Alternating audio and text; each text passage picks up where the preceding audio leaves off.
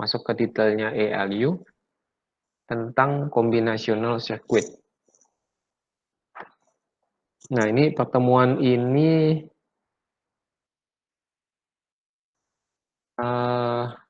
oh ya, sebelum kita masuk ke sini nanti untuk UTS minggu depan, tipenya take home ya, jadi bisa dikerjakan. Saya kasih waktu 2 hari nanti. Ada soal teori dan soal praktik. Soal prakteknya ada 1 soal, teorinya 2-3 soal. Nah, salah satu yang akan saya tanyakan di UTS itu ada dari pertemuan yang ini. Jadi tolong diperhatiin ya. Kalau nggak jelas, langsung ditanya saja. Oke, jadi kita dari pertemuan ketiga sudah membahas bagian core-nya ya untuk embedded system, yaitu yang pertemuan ketiga itu membahas tentang sistem busnya. Kemudian pertemuan 4 kemarin kita membahas tentang ALU, bagaimana kita melakukan perhitungan secara ALU-nya ya, mengikuti dengan contoh yang saya berikan.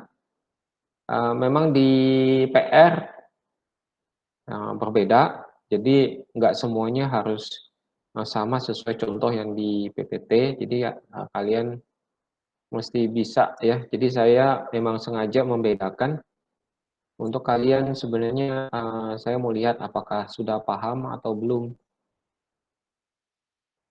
Tapi sebagian besar yang sudah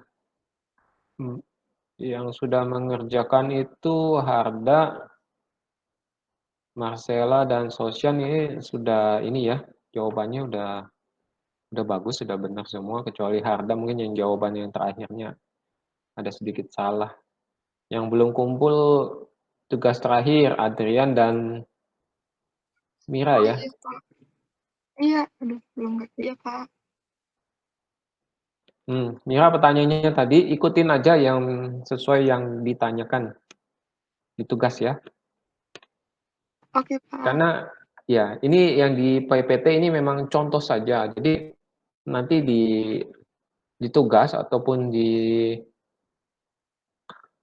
yang kalian temukan itu nanti beda brand, beda merek itu nanti fungsinya juga beda ya. Selama bisa paham maksud yang eh, ingin disampaikan ya itu kalian bisa mengerjakan walaupun nanti AI-nya fungsinya juga beda-beda. Nah, di sini kan kita minggu kemarin membahas sampai perhitungan ya. Bagaimana kalau ada instruksi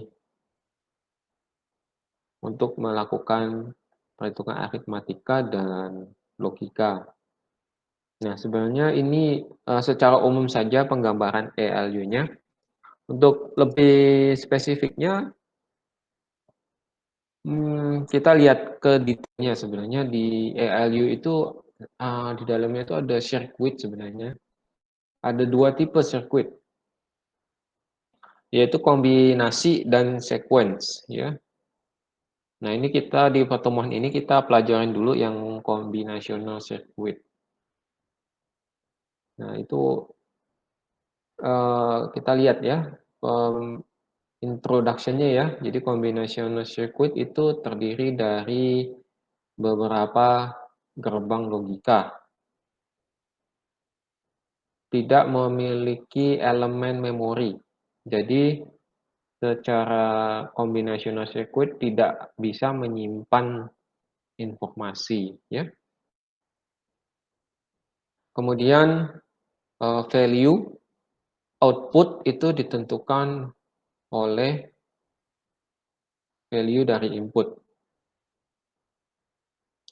Ada beberapa macam combinational circuit yang sering kita temukan nanti.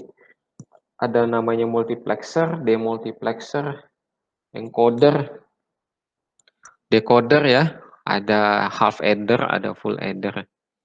Nah, mungkin ini baru pertama kali semua mendengarkan istilah ini.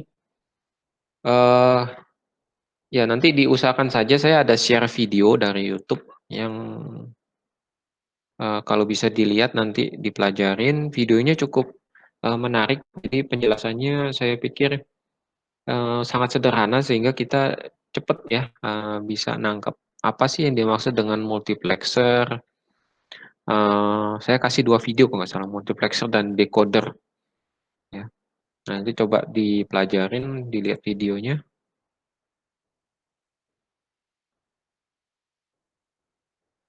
Ini ada definisi dari beberapa function itu, dari beberapa kombinasional circuit ya.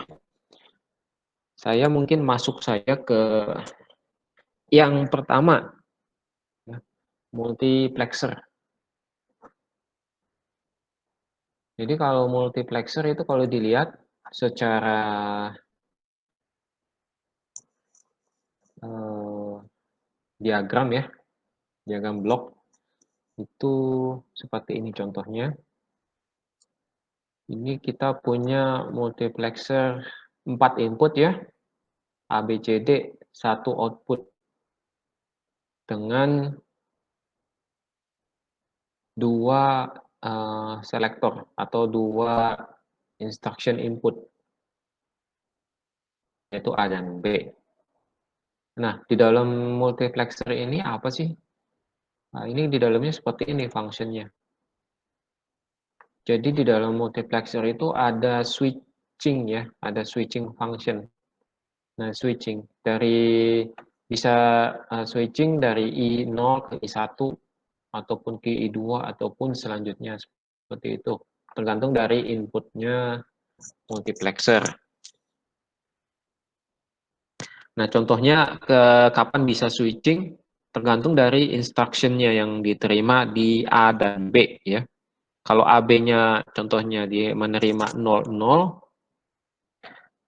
artinya si multiplexer akan meneruskan input A ke output Q.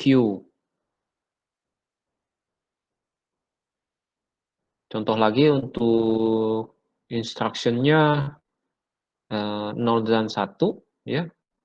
Dia akan switching ke B sehingga multiplexer akan meneruskan input B ke output Q. Nah, begitu seterusnya. Ya. Output dari multiplexer ini yang dicontoh ini ada 4 ya. Ini sebenarnya bisa dikembangkan tergantung dari kebutuhan. Inputnya multiplexer ini minimum ada 2 ya. Ada 2 input. Paling banyak itu ya ada multiple input sampai n input pun ada ya. Jadi tergantung dari si apa ini ya instruction-nya.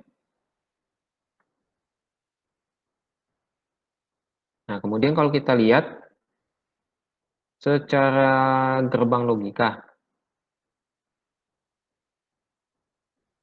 multiplexer itu sebenarnya terdiri dari ini gerbang logika apa? NAND ya, NAND gate. NAND gate. Jadi ada kombinasi dari 4 NAND gate. Seperti itu. Jadi selektor instruction selektornya ada masuk di sini. Nah, ini contohnya kalau ini kan 2 input ya. Ini saya kasih 2 input yang di bawah ini. Jadi kalau 2 input, instruction select-nya ini hanya 1 A saja. Ya. Jadi dengan 1 instruction ini sudah cukup untuk si si multiplexer ini sudah cukup bisa meneruskan input 0 atau input 1 ya. Sederhana, saat nilai A-nya 0 akan meneruskan input I0. Saat A-nya 1 akan meneruskan input I1 ke output Q. Nah, yang penasaran untuk membuktikan apakah benar nih rangkaiannya seperti ini, silakan dicoba ya, diuji dengan tabel kebenaran. Ini ada tabel kebenarannya di bawah ini. Ini sudah langsung ya, dikasih, ini langsung menuliskan input dan outputnya saja. Tapi kalau kalian mau menguji sekaligus merefresh ya, bagaimana NAND gate itu bekerja ya, bisa disimulasikan. Misalnya I0-nya 0 di sini ya.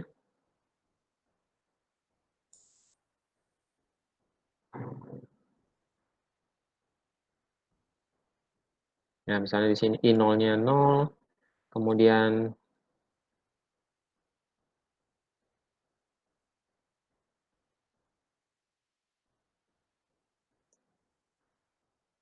kalau I0-nya 0, A-nya 0.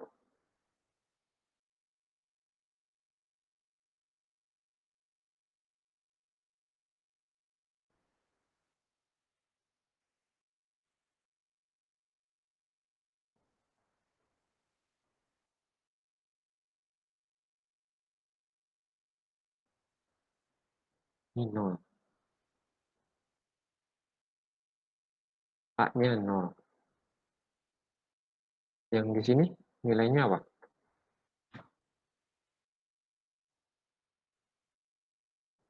Masih ingat nggak? NAND gate.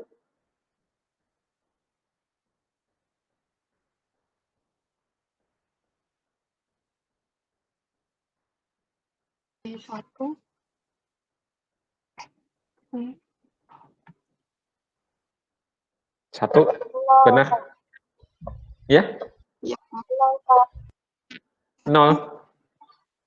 1, Pak. Ada yang 0, ada yang 1 nih. Yang mana yang Nah, benar? nggak tahu sih. Billing aku 1.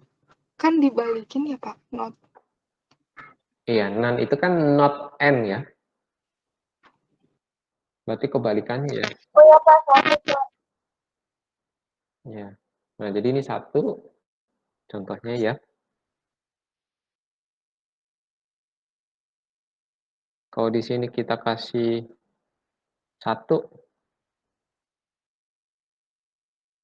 di sini kan berarti sini apa nilainya? Sini 1 lagi ya. Di sini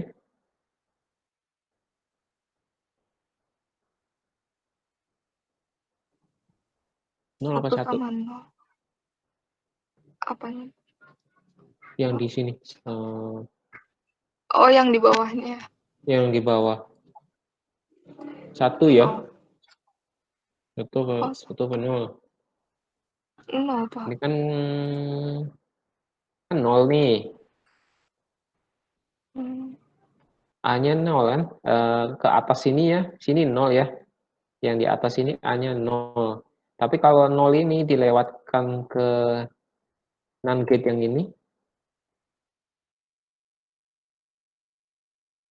Ya. Ini jadinya 1 ya. Benar ya. Terus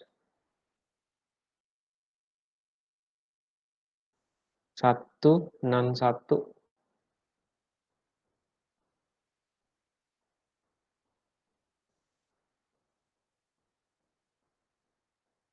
1 NAND 1.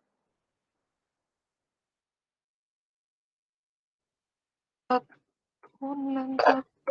0. 0, Pak. 0 ya. Sini 0. Oke.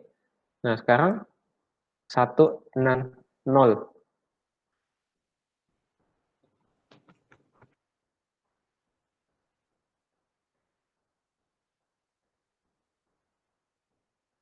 1 NAND 0.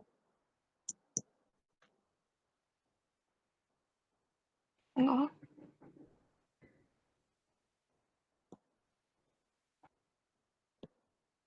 1 NAND 0. 1 ya.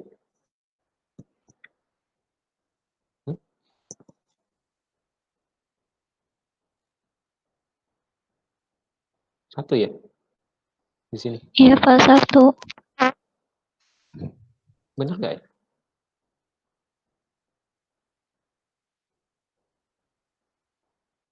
Kalau kita lihat, kita punya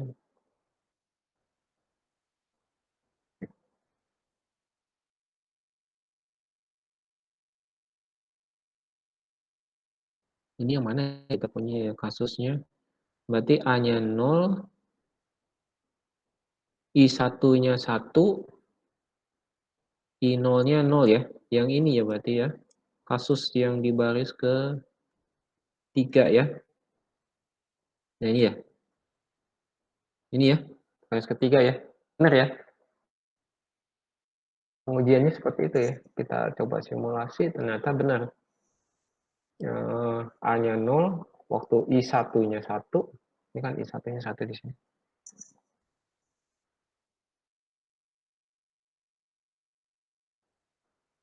Dan waktu I0-nya 0,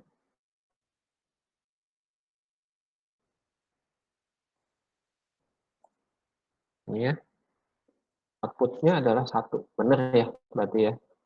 Nah, berarti rangkaiannya ini adalah rangkaian multiplexer. Kalau dilihat secara diagram blok simple ya, dia fungsinya switching aja dari I0, I1, ke I2, I3. Nah, ternyata kalau kita lihat secara diagram, secara rangkaian gerbang logikanya cukup rumit, tapi dengan gerbang logika ini bisa menghasilkan output yang ya benar-benar output multiplexer seperti itu.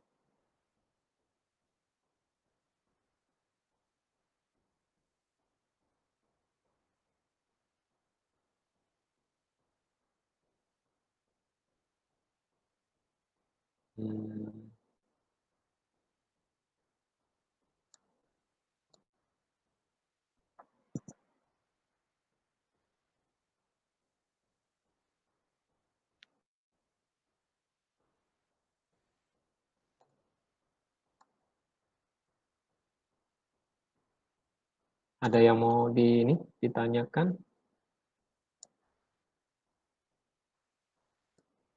Multiplexer.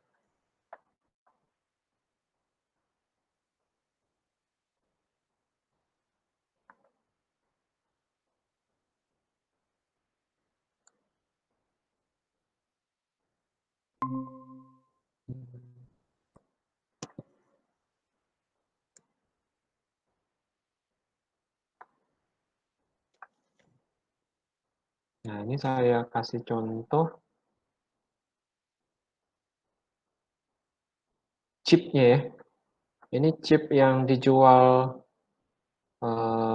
terpisah ya, sebelum dirangkai di dalam eh, rangkaian elektronik yang mungkin sudah cukup rumit. Sebenarnya ini dijual terpisah ya. Ini contohnya kalau multiplexer dari mana ini ya?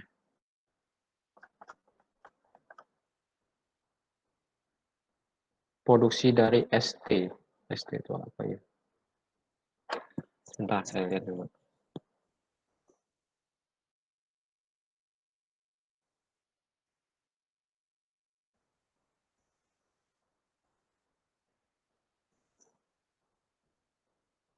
Oh, ST itu memang nama ini ya, nama company-nya. Bisa kalian browsing di sini www.st.com. Jadi ada memang perusahaan yang khusus produksi ini ya. Ini contohnya ini merek HCF 4051 itu single 8 channel analog multiplexer atau demultiplexer. Bentuknya seperti ini. Yang pakai kaki ini ada PDIP 16 atau SO 16. Ini speknya kalau mau lihat aktual barangnya ya, kita harus kalau mau mendesain ini kita harus perhatikan ini aplikasinya di otomotif, industrial, komputer, dan consumer. Consumer itu seperti TV, mesin cuci, dan lain-lain ya. Nah, ini dijelaskan di sini dengan 16 pin. Itu kita lihat pin 1, 2 itu channels input outputnya dan lain-lain ini ya, ada banyak. Nah, ini truth table-nya. Ya.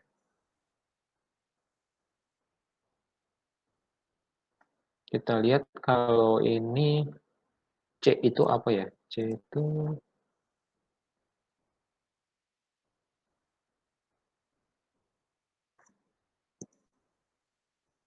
ABC itu binary control input 9, 10, 11. Ini inputnya. Kemudian ada tegangannya. Channelnya ini.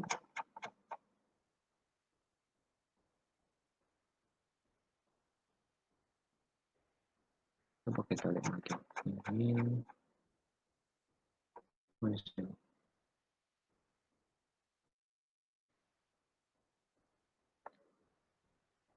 Nah, kalau lihat seperti ini, sepertinya kita lihat kalau C ini adalah instruction set-nya ya. A dan B itu adalah inputnya.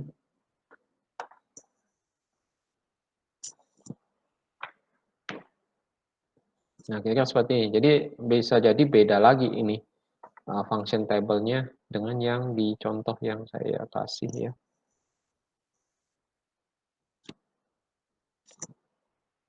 Urut-urutannya juga tentu saja bisa beda. Nah, ini. Oke.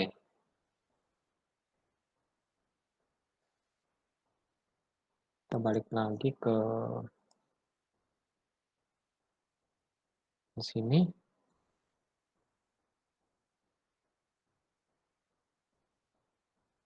Nah, habis ini paham ya?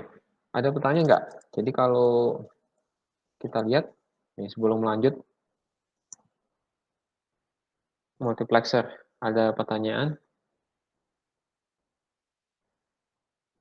Masih sederhana ya, multiplexer. Nah, ini tadi di contoh kita punya 2 multiplexer input, ada 4 multiplexer input. Di sini ada 8 ya, 8 multiplexer. Jadi inputnya ini kalau bisa kita rumuskan ya, sebenarnya ada 2 pangkat N. 2 pangkat N. Nah, N-nya itu adalah instruction set yang di bawah ini, instruction inputnya. Jadi kalau 2 pangkat N, kalau misalnya 8 multiplexer, 8 channel ya, channel input multiplexer itu membutuhkan 3, 8 itu 2 pangkat 3 ya, berarti membutuhkan 3 di sini, instruction set. Atau control input lah, di sini kalau di ini kita namakan control inputnya, ada 3 channel control input.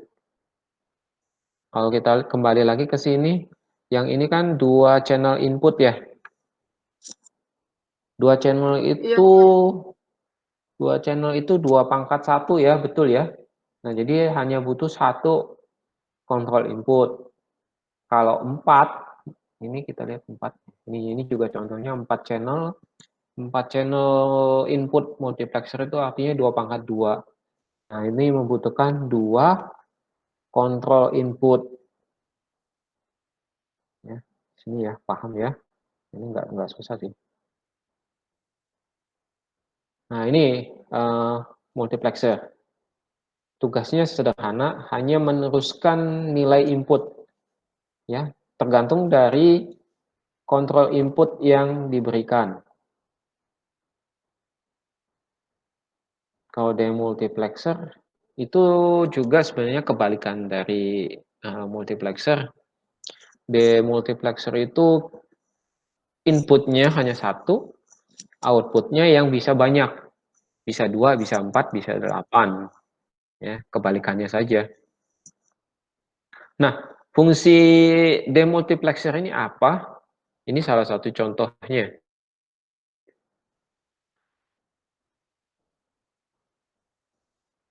Digital adjustable amplifier gain. Ya. Nah, yang di kotak yang di sini itu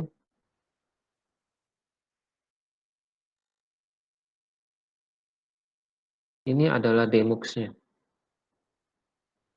Ini demux-nya.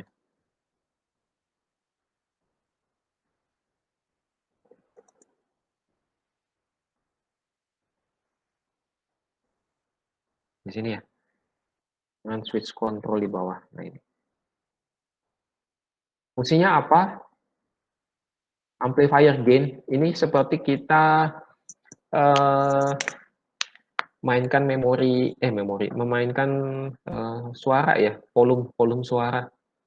Volume suara itu besar kecilnya itu tergantung dari biasanya kita kalau sekarang sudah digital mainannya pencet aja ya, pencet atas atau pencet panah bawah ya. Kalau pencet panah atas biasanya volumenya membesar, panah bawah volumenya mengecil ya. Nah, itu kalau secara elektroniknya dilihat ini adalah dari demux-nya sebenarnya. Ini kalau kita analisa secara tegangan contoh ya. Kita dapat tegangan input itu 220 volt ya. Nah, kalau setelah lewat dari demux ini ada hambatan. Ada 1 kilo ohm, 500 ohm, 200 ohm, 100 ohm ya. Nah, kemudian lewat amplifier gain hasil outputnya seperti ini. Padahal inputnya satu yang warna biru ini saja. Ternyata setelah dilewatin demux dengan beberapa perbedaan dari hambatan, ya, ini tegangannya ternyata berubah-ubah. Ya. Karena apa? Ini rumus fisika listrik ya, sederhana.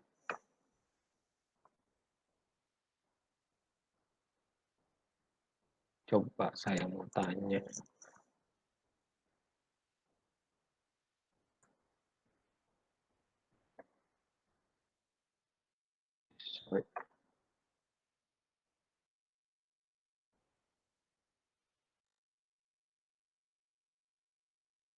Kan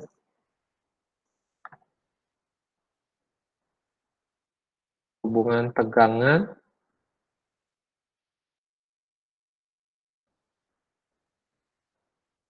arus dan hambatan. Itu rumusnya gimana ya? Masih ingat nggak?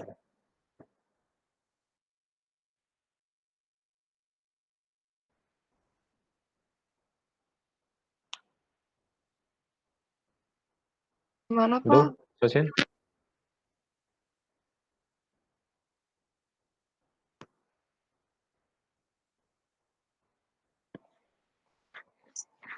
Rumusnya apa tuh? Hubungannya V dengan I dan R.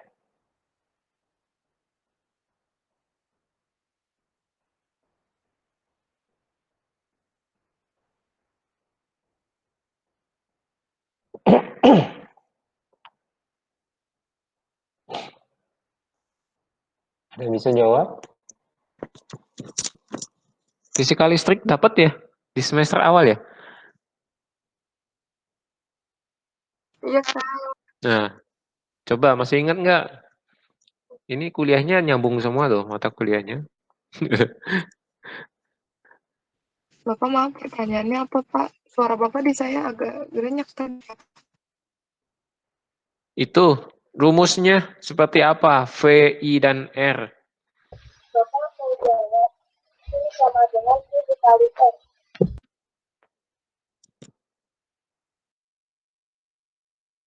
Ini ya, betul ya? PIR, oh rumus Ohm itu bukan? Iya, rumus fisika listrik.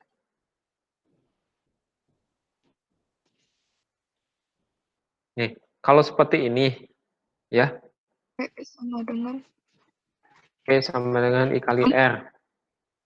Iya, Pak. Eh, saya punya V-nya 220 volt. Di sini. Iya, Pak. Nah, Yang menghasilkan tegangan yang kuning ini yang mana R-nya? Contoh ya, contoh ya. Ini kita namakan 1 kilo ohm itu R1, ya. 500 ohm itu R2.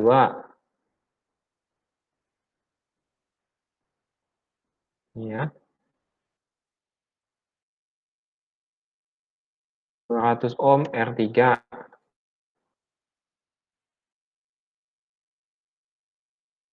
100 ohm R4. Ini ya. Yang saya tanyakan, yang paling tinggi nih, yang warna kuning, itu R yang mana? Ini tegangan juga ya, keluarannya ini kan keluarannya V out ya, masukannya V in, keluarannya V out. Tapi karena dilewatin oleh hambatan yang berbeda-beda ini, oleh di multiplexer, keluarannya pun akan beda-beda tegangannya. Nah, ini kan ada yang paling tinggi nih, warna kuning. Saya tanya, warna kuning ini R-nya yang mana? Lewat R yang mana? Lewat R1, R2, R3, R4.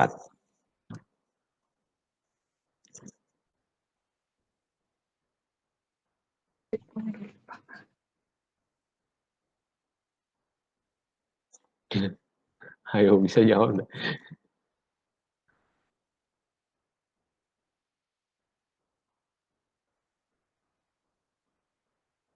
Marcella, bisa jawab? Saya lupa.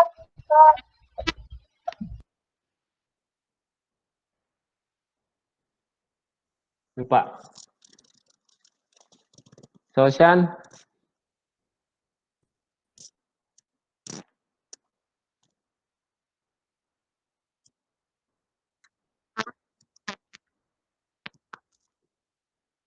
Ya, coba aja. Nebak yang mana?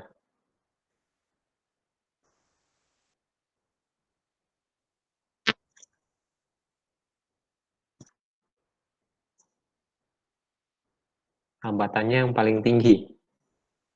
Oke. Ada lagi yang mau jawab? Dokter, saya nebaknya yang A.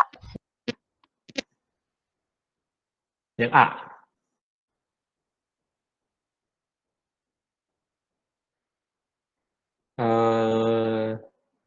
Ini logika.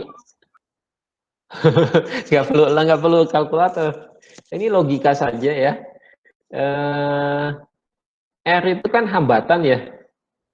Betul kan, hambatan. Ini contohnya kalian saja naik motor nih contohnya ya. Dari mana sih? Lewat Kalimalang. Kalau jalannya, yang mana yang lebih cepat? Jalannya mulus atau jalannya rusak? Pasti yang jalannya mulus kan yang paling cepat. Sama ini analoginya. Jalan rusak itu kan hambatan, makin rusak berarti hambatan yang kalian temukan itu makin besar. Betul kan?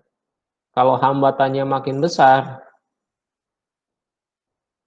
maka kalian akan semakin lambat ya. Ini juga di sini kalau kita lihat analoginya, kalau hambatannya makin besar, tegangannya akan makin kecil. R4.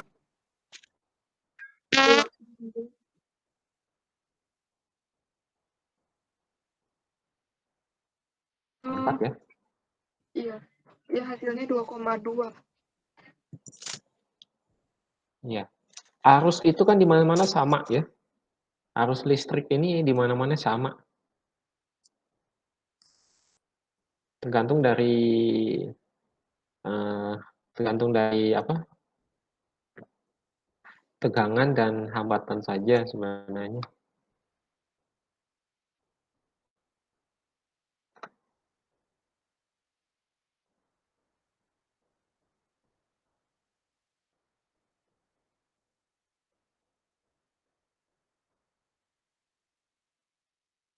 Oke, kita lanjut ya.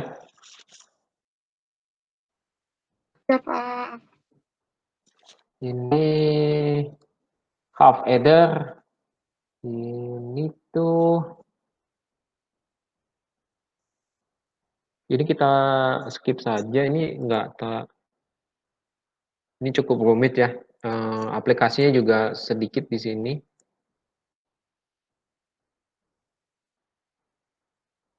Saya lebih fokus kita ke decoder ya, decoder dan encoder. Nah, di sini kita lihat, ini contoh encoder. Encoder itu sebuah rangkaian yang dapat berfungsi mengkonversi suatu data ke dalam bentuk data baru. Nah, encoder itu banyak dipakai untuk audio, video, ya, video encoder, transducer, dan banyak lagi. Rangkaian encoder biasanya memiliki pasangan yaitu rangkaian decoder. Ya.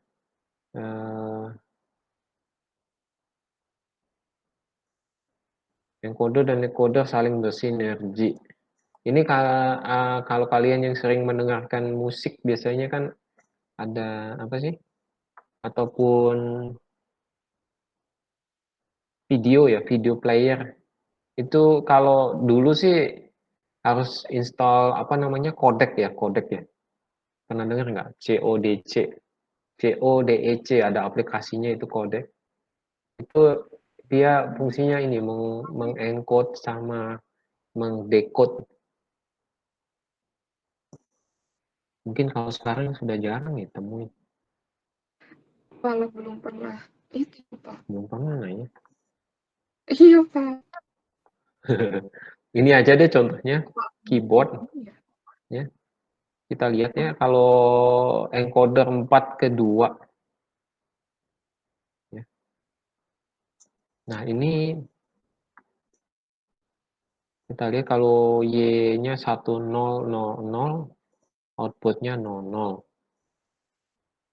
Y-nya 0100, outputnya 01001010 gitu ya. Ini kalau output ini seperti gerbang logika N ya. Gerbang logika N dengan 4 input lah istilahnya.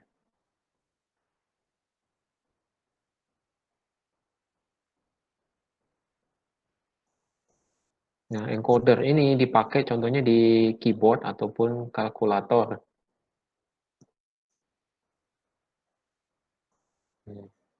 Dia mengencode dulu entryan dari keyboard, kemudian dirubah ke sistem digital ya, ada penambahan pengurangan, kemudian di display di 7 segmen. Kalau kalkulator kan ada ininya displaynya itu ya. Nah, display kalkulator yang analog itu pakainya 7 segmen. Nah, ini sebelum di display itu ada decoder lagi. Decoder untuk mendisplay angka. Nah, bagaimana cara kerjanya?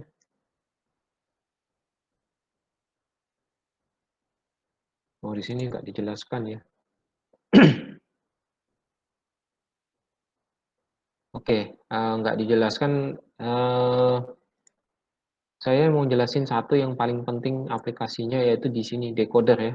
Decoder, decoder itu kebalikan dari encoder. Kalau kita lihat encoder itu 4 ke 2 ya. Decoder itu 2 ke 4, kebalikannya.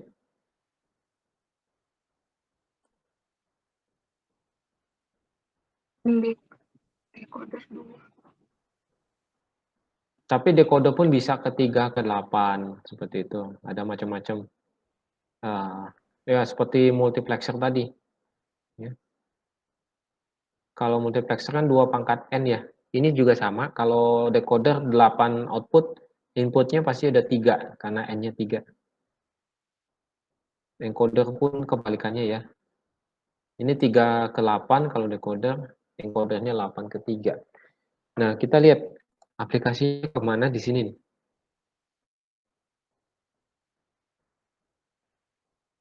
Ini yang paling sering dipakai, 7 segmen. Ini kan sudah pasti semua familiar ya, ngelihat bentuk digit seperti ini nih. Di kalkulator analog ada, ya di speedometer yang motor itu ya, motor Yamaha kalau nggak salah ya. Tampilan juga seperti ini ya. Ini satu unit ini ada berapa nih? A, B, C, D, E, F, G. 1, 2, 3, 4, 5, 6, 7. 7 ini namanya 7 segment display. Ya. Jadi kalau ditanya display yang di motor Yamaha yang bisa berubah-ubah itu pakainya 7 segment display. Display analog. Nah, fungsinya di mana? Kita lihat fungsi decodernya di mana. Kita coba ya, kalau angka 0 di sini, contohnya di sini 0. Ya. Kalau secara binernya kan 0, 0, 0, 0 ya. Betul ya? Kalau 0 itu yang hidup apa? A, B, C, D, E, F ya. Nah, itu jadi kalau 000 decodernya akan mengeluarkan sinyal ini 1111 sampai A sampai F1, key-nya sendiri yang 0. Nah, begitu selanjutnya kalau 1 ya. Ini encodernya akan merubah jadi 0001 dan nggak diolah lagi kan. Nah, begitu masuk ke 7 segmen akan dirubah oleh decoder menjadi 011000. Nah, ini 11 ini kenapa di B dan C? Ini ya B dan C ya, membentuk angka 1. Nah, gitu. Begitu selanjutnya terus sampai 9. Ya. Ada satu yang hidup semua itu di angka 8. 8 itu binernya 1000,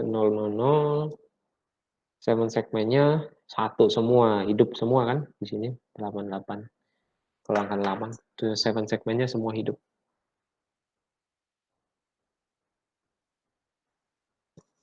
Nah, di sini paham? Ini materinya.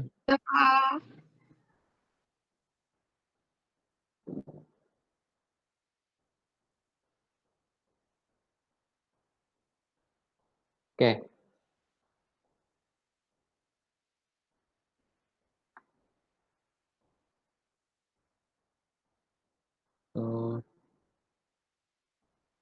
Bentar, kita lihat korelasinya.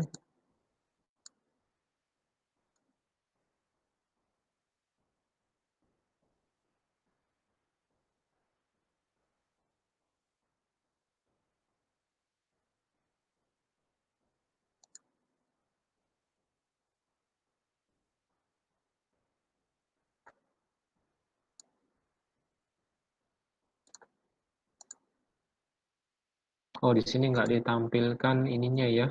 Nggak saya tampilkan rangkaian gerbang logikanya. Coba saya cari.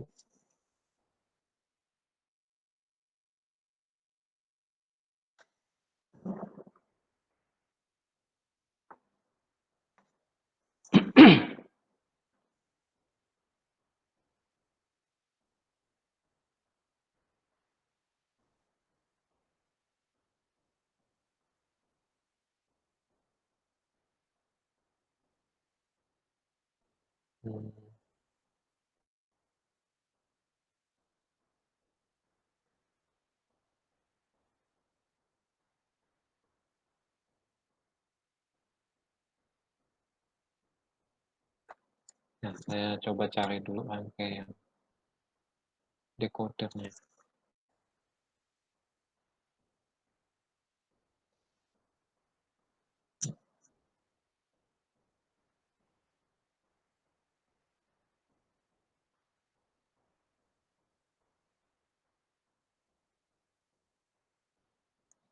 Ada nih.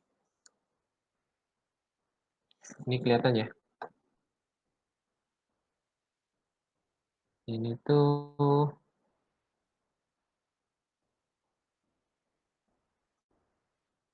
Sebenarnya bisa kalian lihat di browse sendiri juga bisa, di internet lebih banyak membahas lebih detail ya. Kalau pelajaran mata kuliah saya kan terbatas nih teorinya 1 jam. Yang tertarik mempelajari lebih detail. Contohnya di sini ada, bisa dilihat. Kalau decoder 2 ke 4 itu gerbang logikanya seperti ini. 2 ke 4 ya, 2 ke 4. Jadi ini binary input. Kemudian ada outputnya Q0, Q1, Q2, Q3 ya.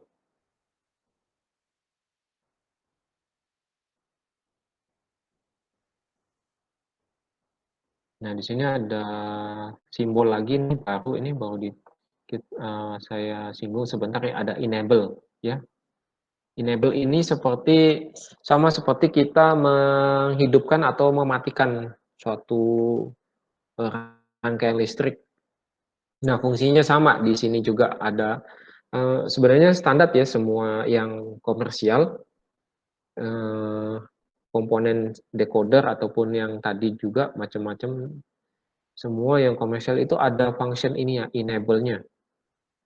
Enable itu untuk menghidupkan atau mematikan chipnya ini ya, chipnya. Jadi kalau enable-nya 1 baru bisa kerja decodernya. Kalau 0 udah kasih input apapun dia nggak akan menghasilkan output. Nah, ini konfigurasi decoder untuk biner 4 ke 16. Ya, kalau kita lihat di sini kan kalau 7 segmen decoder itu outputnya berapa nih? 4, tapi dia pakainya 7 ya, 7 segmen. 4 input, 7 segmen. Nah, berarti kan kalau 4 input decoder itu maksimumnya sebenarnya ada 16, tapi hanya terpakai 7 saja.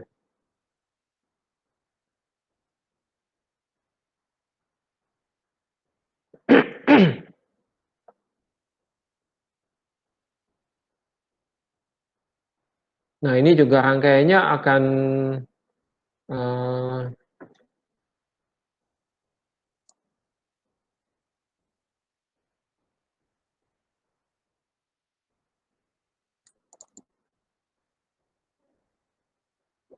kalau kita lihat di sini ya, contoh tadi untuk 2 input 4 output decoder ini saat AB-nya 00, Q0-nya 1, 0, 0, 0 ya. Q1 saat 01, 01, 00. Nah, di sini kan berbeda nih kalau kita lihat kenapa saat yang di 7 segmen ini, kenapa saat ABCD-nya 0, outputnya malah 1, 1, 1, 1, 1, 0. Nah, ini kan berarti rangkaian decodernya ya berbeda. Nah, itu coba kalian cari rangkaiannya seperti apa sih sebenarnya 7 segmen di dalamnya ini untuk rangkaian decoder. Kalau ini standar ya. Kalau yang ini standarnya seperti ini.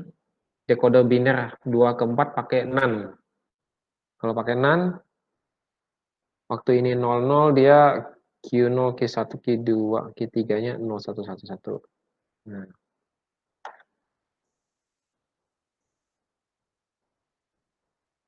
Kalau pakai N, ini kan pakai N ya. Tadi beda kan? Kita lihat ya. Di sini pakainya NaN ya. Nah, saat NaN, saat AB-nya 00, keluarannya 0111. Tapi kalau pakai gerbangnya N, saat AB-nya 0, keluarnya 1000. Nah, yang saya tanya, Ini gerbang logikanya pakai apa? Saat A, B, C, D-nya 0, 0, 0, 0, keluarnya malah 1, 1, 1, 1, 0. Ada yang bisa jawab?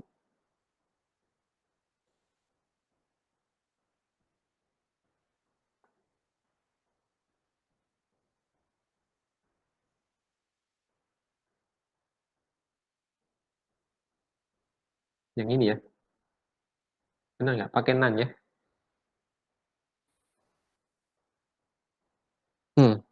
Pakai NaN. Tapi yang 4 input ya, 4 binary input. Yang NaN ini hanya 2 binary input. Nah, itu. Bagaimana rangkaiannya dengan 4 binary input untuk NaN?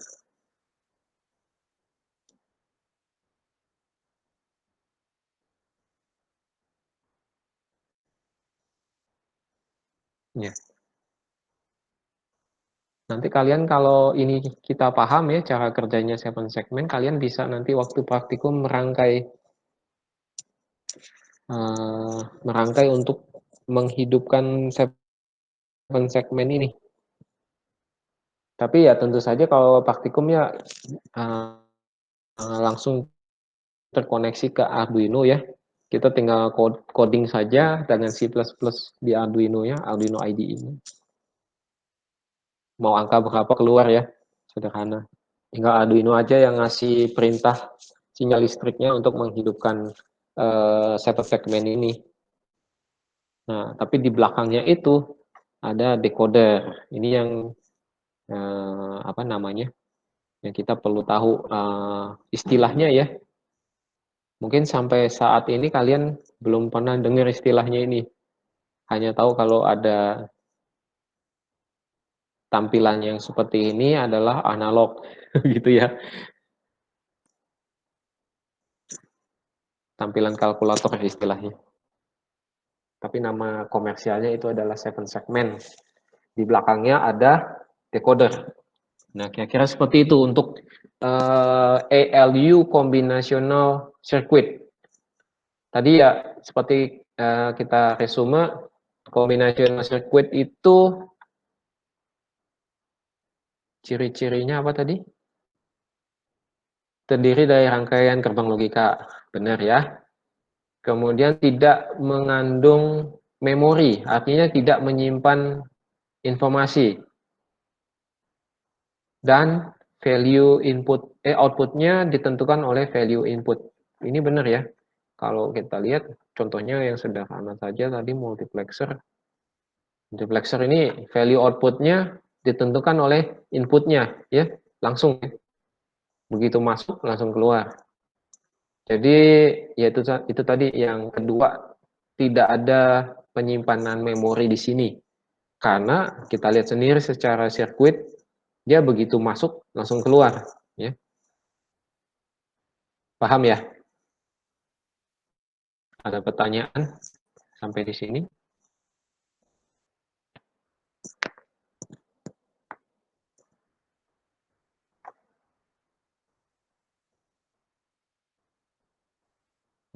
Ada pertanyaan? Paham? Paham semua ya? Berarti bisa jawab nanti UTS ya.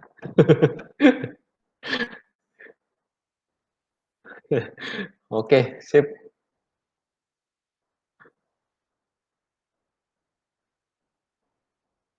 Oke. Ya.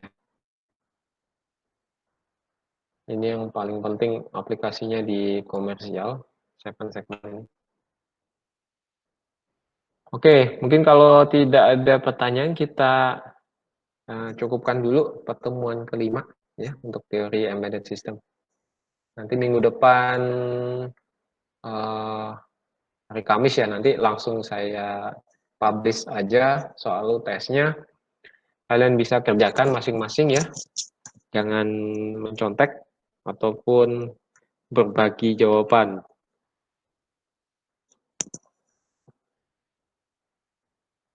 Ya. Oke. Oke. Oke. Mungkin sampai situ dulu ya. Terima kasih. Selamat sore. Terima kasih juga, Pak. Iya Pak, terima kasih.